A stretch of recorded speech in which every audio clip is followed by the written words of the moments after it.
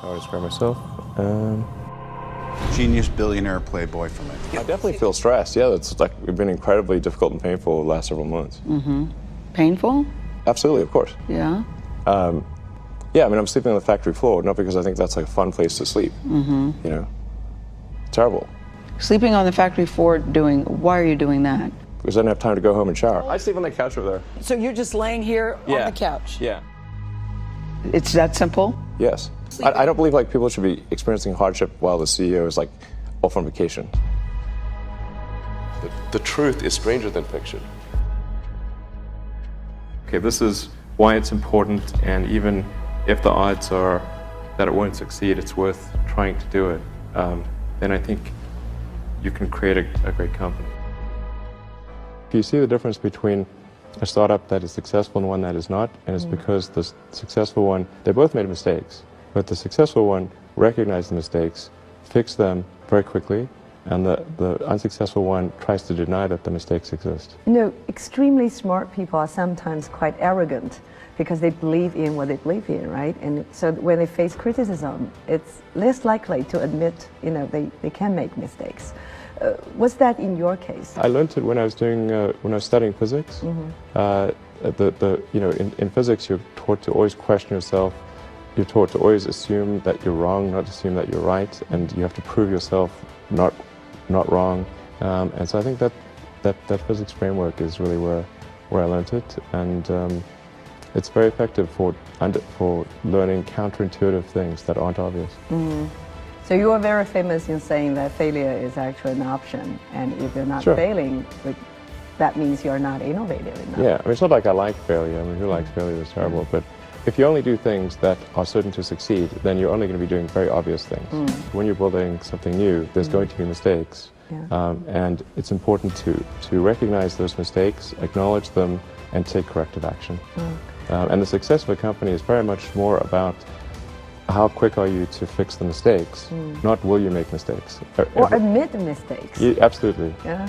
If you're creating a company or if you're joining a company, the most important thing is to attract great people. So either join a group that's amazing, that you really respect, or if you're building a company, you've got to gather great people. I mean, all a company is a group of people that have gathered together to create a product or service. And so depending upon how talented and hardworking that group is, and the degree to which they are focused cohesively in a good direction, that will determine the success of the company. So do everything you can to gather great people if you're creating a company.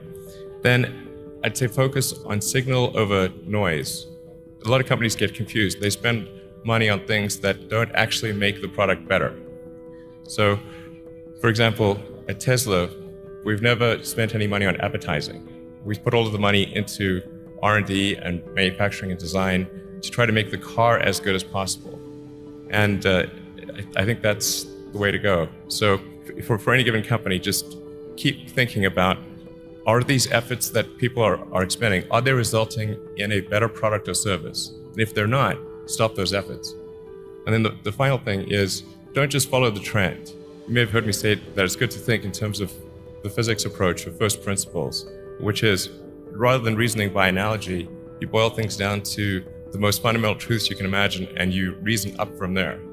And this is a good way to figure out if something really makes sense or if it's just what everybody else is doing. It's hard to think that way. You can't think that way about everything. It takes a lot of effort. But if you're trying to do something new, it's the best way to think. And that framework was developed by physicists to figure out counterintuitive things like quantum mechanics. So it's really a powerful method. And then I think that the final thing I would encourage you to do is, now is the time to take risk. As you get older, your obligations increase. And once you have a family, you start taking risk not just for yourself, but for your family as well. It gets much harder to do things that might not work out. So now is the time to do that before you have those obligations. So I would encourage you to take risks now, do something bold. You won't regret it. I think I feel fear quite strongly. So it's not as though I just have the absence of fear. I feel it quite strongly. But there are just times when something is important enough, you believe in it enough, that you do it in spite of the fear. People shouldn't think, well, I feel fear about this and therefore I shouldn't do it. it's normal to feel fear. When starting SpaceX, I thought the odds of success were less than 10%, and I just accepted that actually probably I would just lose everything. But that maybe we'd make some progress if we could just move the ball forward. Even if we died, maybe some other company could pick up the baton and keep moving it forward, so that we still do some good. Yeah, same with Tesla. I thought the odds of a car company succeeding were extremely low. You almost had a nervous breakdown. Where did the tenacity or the resilience come from? But I mean, I remember the closest I ever came to a nervous breakdown. I never thought I was someone who, you know, I thought nervous breakdowns, that's ridiculous. Yeah. You know, why would people have such a thing? But I remember waking up on the Sunday before Christmas in 2008 and thinking, like, damn, this is the closest I've ever gotten, you know? And it was looking pretty grim, because at that point, you know,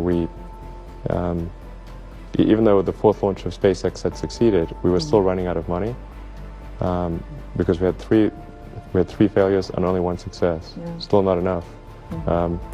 And then the financing round for Tesla had not closed, and we had only 2 days, maybe two. I think it was like 2 or 3 days, maybe, to close it before Christmas.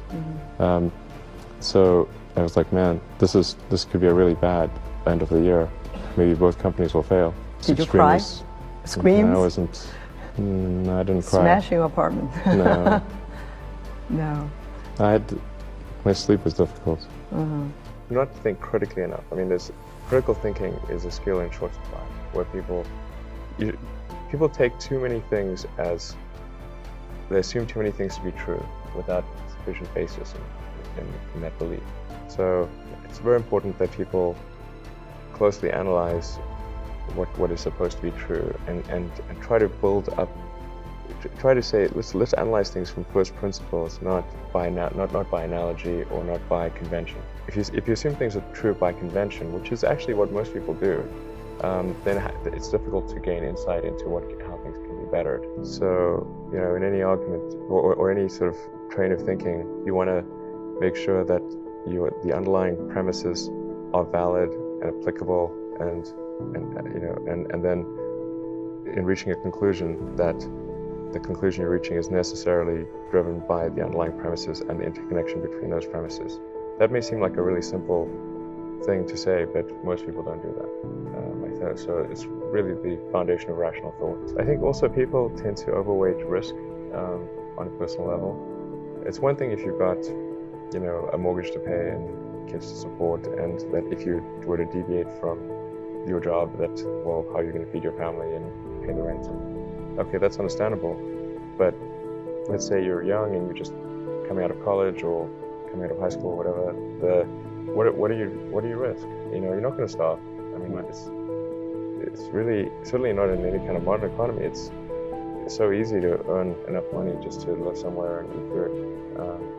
You could, you know, that's very easy to do. So I don't know what are they afraid of? They're mostly afraid of failure, I think. But people should be less risk averse when there's not much at risk.